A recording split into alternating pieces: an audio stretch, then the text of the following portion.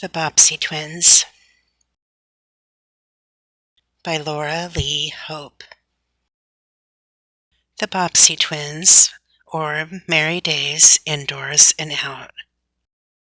Chapter 17, The Race and the Runaway. Bert loved to ride and drive, but it must be confessed that he did not enjoy racing. The road was rather uneven, and he could not help but think what the consequences might be if the cutter should strike a deep hollow or a big stone. "Don't let Rusher run away," he said to his friend. "Be careful." Bob was by this time having his hands so full that he could not answer. "Steady, Rusher, steady," he called out to the steed. "Steady, old boy." But the old racehorse was now warmed up to his work, and paid no attention to what was said. On and on he sped, until the young man in the other cutter was gradually outdistanced. "Told you I could beat you," flung back Bob. "The race is yours," answered the young man, in much disappointment, and then he dropped further back than ever. "Better slacken up, Bob," said Bert. "There is no use in driving so hard now." I can't slacken up," answered Bob. "Steady, Rusher," he called out. "Whoa, old fellow, whoa!" But the old racehorse did not intend to whoa, and on he flew as fast as his legs would carry him. Up the first hill and then onward toward the turn before mentioned. "Be careful at the turn, Bob," screamed Bert. "Be careful or we'll go over." "Whoa, Rusher," repeated Bob, and pulled in on the reins with all of his might. The turn where the sand pit had been was now close at hand. Here the road was rather narrow, so they had to drive close to the opening, now more than half filled with drifted snow. Bert clung to the cutter while Bob continued to haul in on the reins. Then came a crash, as the cutter hit a hidden stone and drove straight for the sand pit.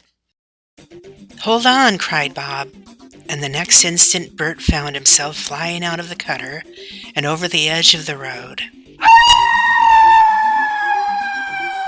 He tried to save himself by clutching at the ice and snow, but it was useless, and in a twinkling he disappeared into the sand pit. Bob followed while Rusher went on more gaily than ever, hauling the overturned cutter after him. Down and down went poor Bert into the deep snow, until he thought he was never going to stop. Bob was beside him, and both floundered around wildly until almost the bottom of the pit was reached. "Oh, Bob!" "Oh, Bert, are you hurt?" "Don't know as I am, but what a tumble!" "Rusher has run away." "I was afraid he'd do that." For a minute the two boys knew not what to do. The deep snow lay all around them, and how to get out of the pit was a serious question. "It's a wonder we weren't smothered," said Bob. "Are you quite sure no bones have been broken?" "Broken bones? Why, Bob, it was like coming down on a big feather bed. I only hope Rusher doesn't do any damage." "So do I." When the boys finally floundered out of the hollow into which they had fallen, they found themselves in snow up to their waists. On all sides of them were the walls of the sand pit, 10 to 15 feet high. "I don't see how we are going to get out of this," said Bert dolefully. "We can't climb out." "We'll have to do it," answered Bob. "Come, follow me." He led the way through the deep snow to where the walls did not seem to be so high. At one spot the rain had washed down part of the soil. "Let us try to climb up that slope," said the larger boy, and led the way, and Bert followed. It was hard work, and it made Bert pant for breath, for the snow was still up to his waist. But both kept on, and in the end they stood on the edge of the sand pit, opposite to the side which ran along the road. "Now we have got to walk around," said Bob. "But that will be easy. if we keep to the places where the wind has swept the snow away." At last they stood on the road, and this reached, both struck out for Dalton, less than a mile away. "I'm afraid I'll catch it if Rusher has smashed up the cutter," said Bob as they hurried along. "We did wrong to race," answered Bert. It's no use to cry over spilt milk, Bert." "I know that, Bob. Was the cutter a new one?" "No, but I know Father won't want it smashed up." Much downhearted, the boys kept on walking. Bert had not wanted to race, yet he felt he was guilty for having taken part. Perhaps his father would have to pay for part of the damage done. "Maybe old Rusher ran right into town and smashed things right and left," he said to his friend. "It would be just like him," sighed Bob. "It will make an awful bill to pay, won't it?" A little further on they came to where a barn and a wagon shed lined the road. Under the shed stood a horse and cutter. "My gracious me!" burst out Bob. Why, is it Rusher?" gasped Bert. "It is!" shouted his friend. Both boys ran up, and as they did so, a farmer came from the barn. "Oh, Mr. Daly, did you catch our horse?" "I did, Bob," said the farmer. "Had a runaway, eh?" "Yes, sir. Rusher threw us both into the old sand pit. I'm ever so glad you caught him. Is the cutter broken?" "Not that I noticed. I knew you must have had a spill out. I saw you going to the lake right after dinner."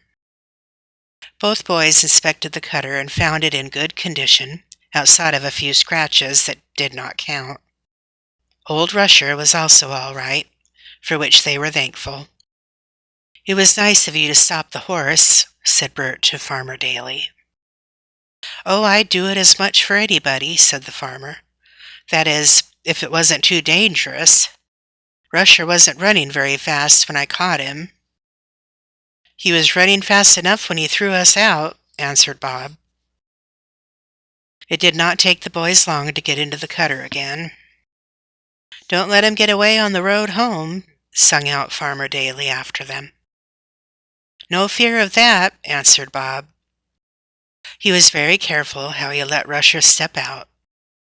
It was growing late, but Bert did not urge him on, so it was 5:30 before the Ramdell house was reached. "You are late after all," said Mr. Bobbsey, rather displeased. "Oh, we've had such an adventure," cried Bert. "What happened to you?" questioned Mrs. Bobbsey quickly. "Rusher threw us into a sand pit," answered Bert, and then told the whole story. "You can be thankful that you were not hurt," said his mamma.